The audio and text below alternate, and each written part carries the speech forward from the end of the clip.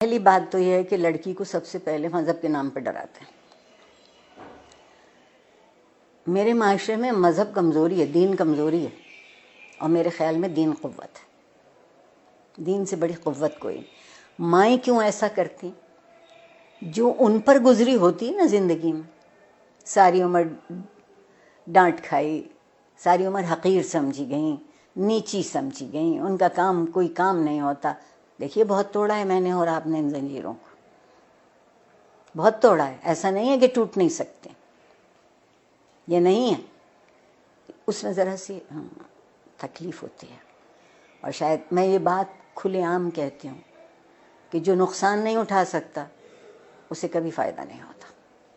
ہم نے بڑے برسوں سے، پچھلے بہت سالوں سے یہ ثابت کرنے کی کوشش کی ہے کہ ایک کاغذ کا ٹکڑا جسے آپ ڈگری کہتے ہیں وہ زیادہ اہم ہوتا ہے، اور اس کے لیے ہم نے نصاب تعلیم کو بھی، آپ دیکھیں نا، اگر مجھے انگریزی کا لفظ بولنے کی اجازت دیں، ملٹیپل چوائسز، کوئز، نہیں، یہ ہم طوطے تو نہیں پڑھاتے نا، ہم حساس ذہین انسانوں کو پڑھاتے ہیں، اور ان کے حس اور ان کی ذہن سے کام نہیں لیتے۔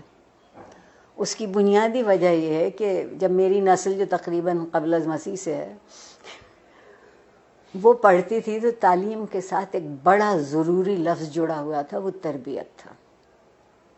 اب ہم نے تعلیم کے ساتھ تربیت کو شامل نہیں کیا ہے، کہیں آپ یہ دو لفظ لکھا نہیں دیکھتے۔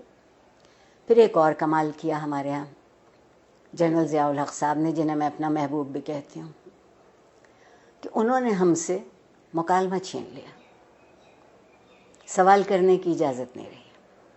تو جو معاشرہ سوال کرنا بھول جاتا ہے وہ جواب کیسے ڈھونڈے گا؟ اور ڈگری ہمارے ہاتھ میں دی گئی کہ ہم ایک اچھا روزگار تلاش کرتے۔ میں کہتے کہتے مر جاؤں گی کہ زندگی کو روزگار چاہیے ہوتا ہے، روزگار کو زندگی نہیں چاہیے ہوتی۔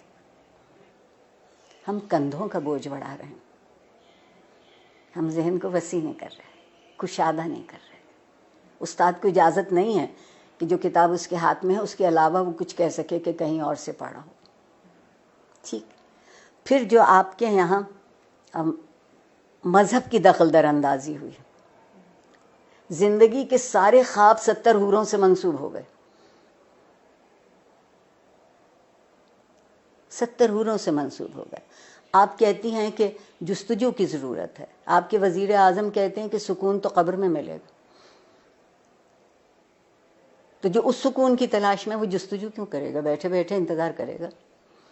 ہمارے ہاں پیمانے بدلتے ہیں، ہمارے ہاں معیار بدلتے ہیں، اور جس معاشرے میں انصاف نہیں ہوتا وقت کی مصلحت ہوتی ہے، اور جس معاشرے میں ہر کوئی ریاست کا شہری نہیں ہوتا اور اس کے حق برابر نہیں ہوتے کیونکہ اس کا رنگ یا اس کی نسل یا اس کا عقیدہ یا اس کی زبان ہم سے الگ ہے، تو آپ بتائیے وہاں لوگ ڈھنگ کی زندگی کیسے گزاریں گے؟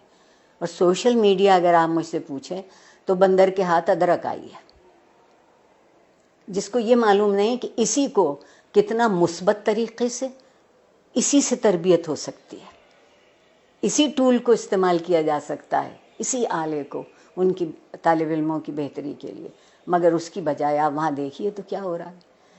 جب میں پل بڑھ رہی تھی اس زمانے میں ڈائری لکھنے کا رواج تھا، اور ڈائری اس قدر خفیہ چیز ہوتی تھی کہ جتنے اب نیب بینک اکاؤنٹ بھی نہیں تلاش کر سکتی۔ اب آپ کوئی بات لکھتے ہیں اور اس پہ 2-4 منٹ کوئی دوسرا کوئی تبصرہ نہیں کرتا تو آپ اداس ہو جاتے ہیں کہ میرے سٹیٹس پر ابھی تک کسی نے رائے نہیں دی۔ آگے بڑھنے کا اگر طریقہ ہوگا تو وہ یہ ہوگا کہ کچھ دنوں ہم سب گردن جھکا کے آئینہ دیکھنے لگے۔ گردن جھکا کے آئینہ دیکھیں گے تو ہماری سمجھ میں اپنا آپ آئے گا۔ میں اگر اپنے آپ کو پہچان لوں، مجھے معلوم ہو جائے کہ یہ میری مثبت صورتحال ہے، یہ منفی ہے، آئیے مثبت کو بڑھا لیتے ہیں، منفی کو چھوڑ دیتے ہیں۔